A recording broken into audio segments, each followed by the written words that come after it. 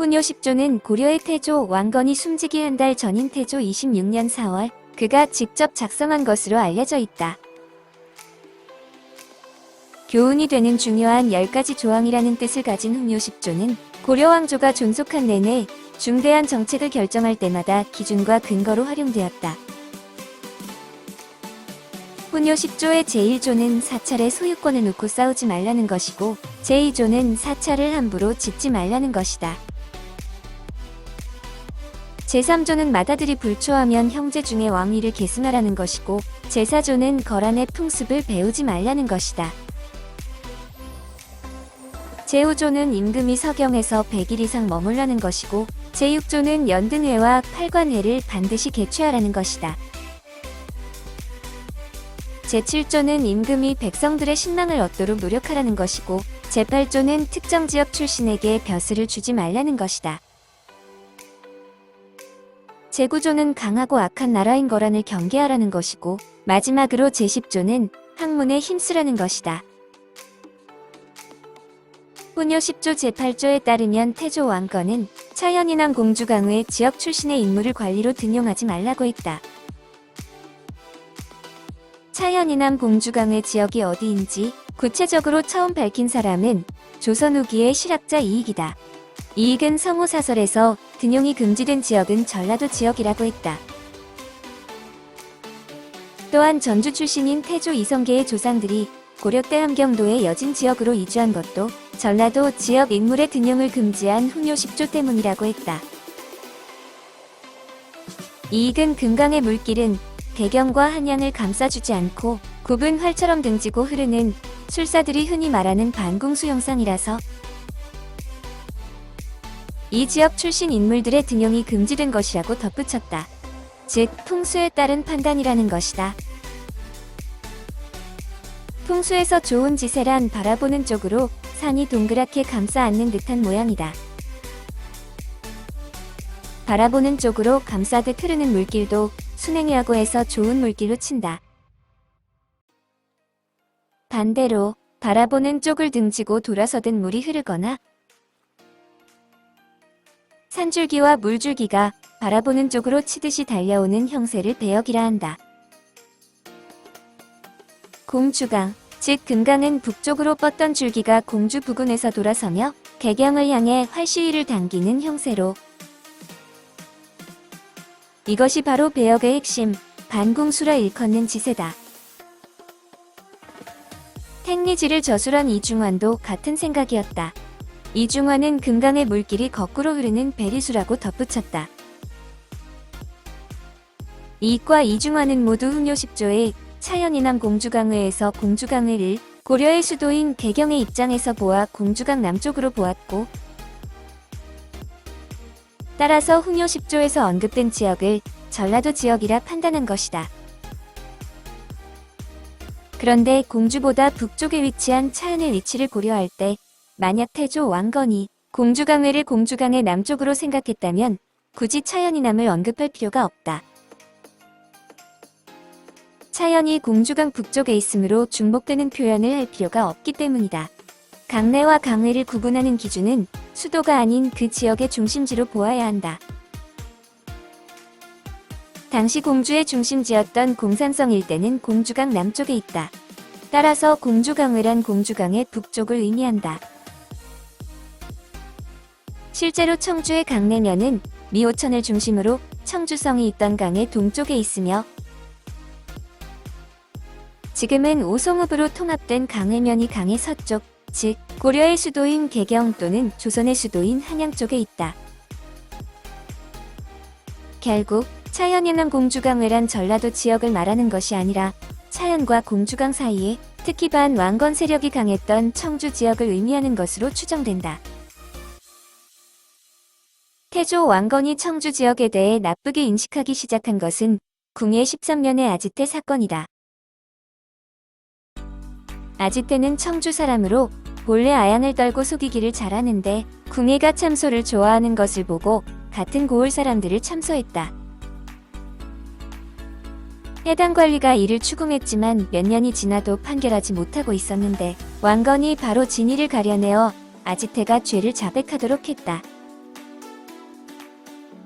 태조 원년 6월 15일에 즉위한 태조 왕건은 이틀 뒤인 6월 17일에 궁에는 청주의 땅이 기름지고 사람 중에 호걸이 많아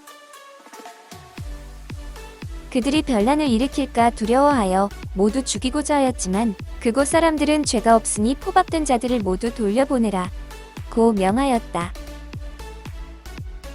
태조 왕건은 궁예가 청주를 반역의 땅으로 인식했다는 점을 명확히 밝혔지만 자신이 즉위한 직후이므로 포용 차원에서 행한 조치였다.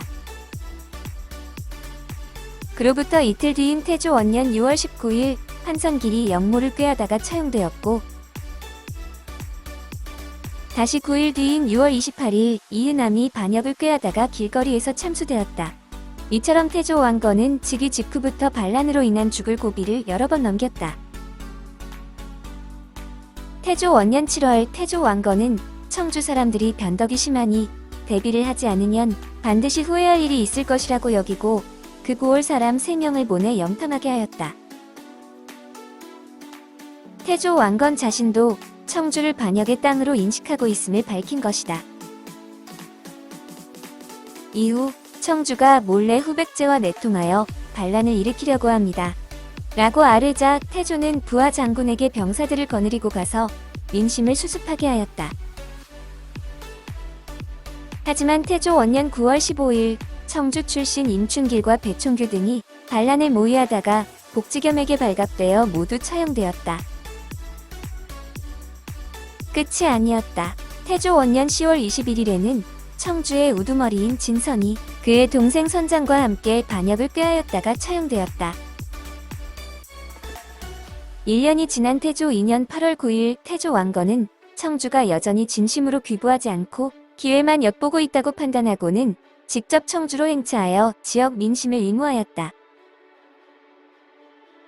이와 같은 역사적 사실과 달리 차현이남 공주강의를 전라도 지역으로 본 이익과 이금익의 주장은 근대 역사가에게로 이어졌다. 1918년 일본 식민사학자인 이만희시리는 훈요식조는 태조 왕건이 지은 것이 아니라 태조 왕건 사후 누군가가 가짜로 만든 것이라는 위작설을 제기했다. 그는 차현이남 공주강의 지역이 지금의 전라도 지방이라는 점을 전제로 할 때 태조 왕건의 제2비 장화왕후 오씨가 서남해의 거점인 나주 출신 다련군 우희의 딸인 점, 제2비의 소생이 태조를 이어 혜종으로 즉위한 사실에 주목했다. 따라서 태조 왕건이 제8조와 같은 내용을 작성할 리 없다고 주장했다. 그는 결론적으로 태조의 훈요식조는 병난으로 소실되었는데 최재한이 최양의 집에서 그것을 얻어 임금에게 바쳐 세상에 전해졌다는 고려사의 기록을 근거로 최양의 집에서 발견된 훈요식조는 태조 왕건이 아니라 현종대의 최양이 작성한 것이라고 결론지었다. 현종 원년에 시작된 제2차 고려거란 전쟁으로 태조에서 목종까지 7국왕의 실록과 함께 많은 기록이 불탔다. 고려는 현종 4년 9월 소실된 7국왕의 실록을 다시 편찬하기 시작해 덕종 3년 7대 실록 36권을 완성했다.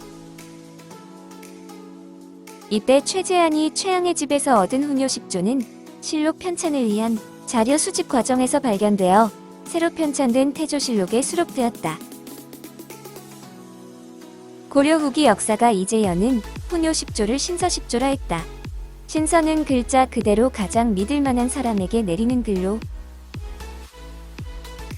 친서이자 속마음이 그대로 드러나 있어 공개할 수 없는 사신을 말하며 이는 훈요식조의 특성을 잘 드러낸 표현이다. 즉, 훈요식조는 공식 문서가 아니라 국왕이나 측근 관료들 사이에 비전된 통치 지침을 담은 내부용 문서다. 그런데 그 내부 문서가 약 100년이 지나 다시 실록을 편찬하는 과정에서 사료로서 공개된 것이다. 최양은 천추태후의 살해 위협에서 벗어나 왕위에 오른 현종을 옹립한 인물일 뿐 아니라 현종이 즉위한 뒤에도 현종의 스승과 재상을 역임한 측근이다. 최양은 국왕들에게 전해 내려온 훈요식조에 대해 누구보다도 잘 알 수 있는 위치에 있었다. 목종은 죽기 직전 최양에게 현종을 보좌할 것을 부탁했다. 이때 왕실에 전해지던 훈요 10조를 현종에게 전하라는 부탁을 했을 것으로 추정된다. 훈요 10조는 뒷날 중요한 정치적 국면에서 정책 판단의 주요 지침으로 이용되었다. 이는 훈요 10조가 태조 왕건의 사후에 가짜로 작성되지 않았다는 결정적인 근거가 된다. 흥왕사는 덕수현이라는 현을 다른 곳으로 옮기고 그 자리에 짓기 시작해 12년 만인 문종 21년에 완공된 고려시대 최대의 사찰 가운데 하나다. 당시 관리들은 흥왕사 건립을 주도한 문종에게 크게 반발했다. 특히 해동공자로 알려진 최충의 아들 최유선은 신라가 함부로 사찰을 지어 지덕을 훼손해 망했다는 훈요 10조의 제2조를 언급하며 흥왕사 건립을 반대했다. 훈요 10조 제2조 여러 사원은 모두 도선이 산수의 수역을 미루어 점쳐서 개창한 것으로 도선이 이르기를 내가 점을 쳐 정한 고도에 함부로 덧붙여 창건하면 지덕이 줄어들고 넓어져 조업이 길지 못하리라 고하였다.